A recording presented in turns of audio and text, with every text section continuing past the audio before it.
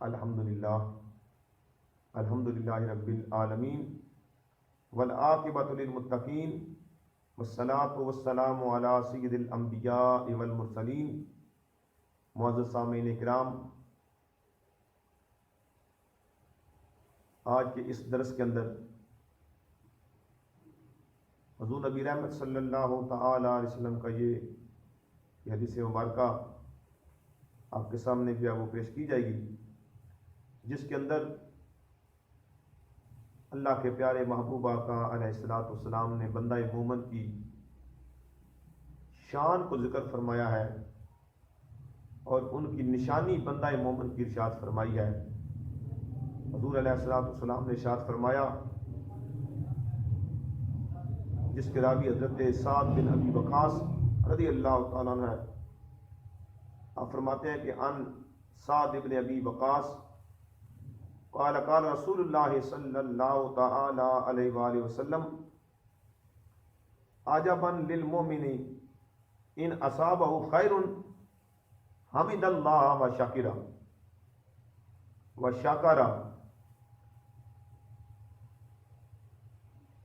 کہ رسول اللہ صلی اللہ تعالی علیہ وسلم نے ارشاد فرمایا کہ بندہ مومن کا حال بھی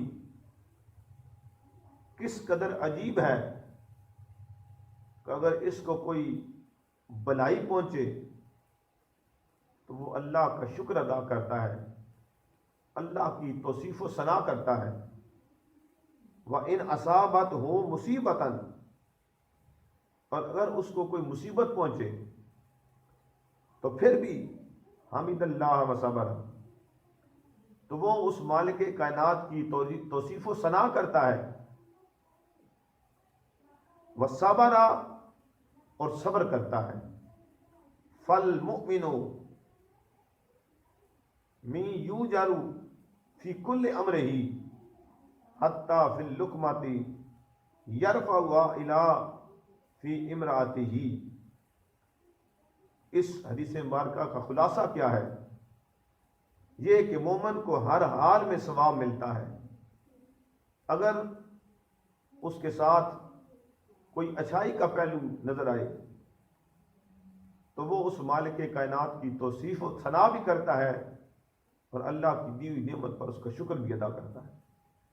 اور اگر اس پر رب تعالیٰ کی طرف سے کوئی آزمائش آ جائے، مالک کائنات کی طرف سے کوئی امتحان آ جائے، تو پھر بھی بندہ مومن کی شان یہ ہے کہ مالک کائنات کا گلہ نہیں کرتا، اس رب ذوالجلال کے در سے دور نہیں ہوتا، بلکہ پھر بھی اس کی توصیف و ثنا کرتا ہے اور اس آزمائش پر، اس رب تعالیٰ کی دیے ہوئے امتحان پہ صبر کرتا ہے۔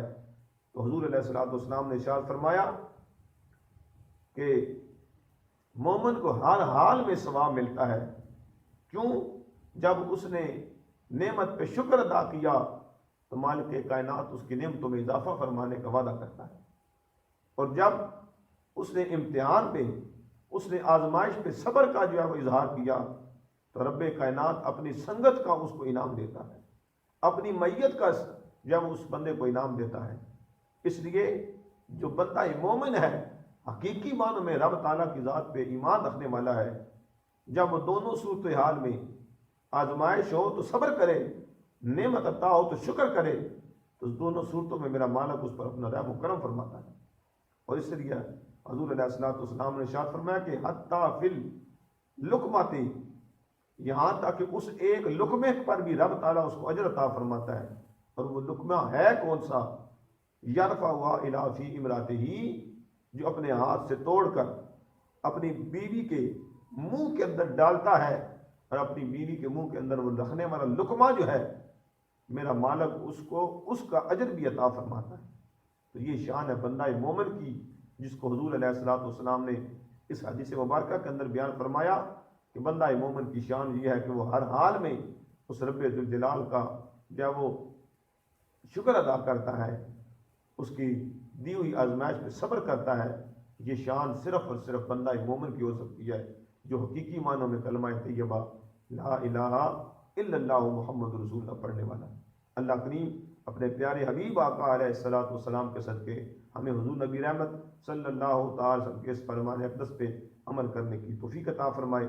وآخر دعوانا الحمدللہ رب العالمین۔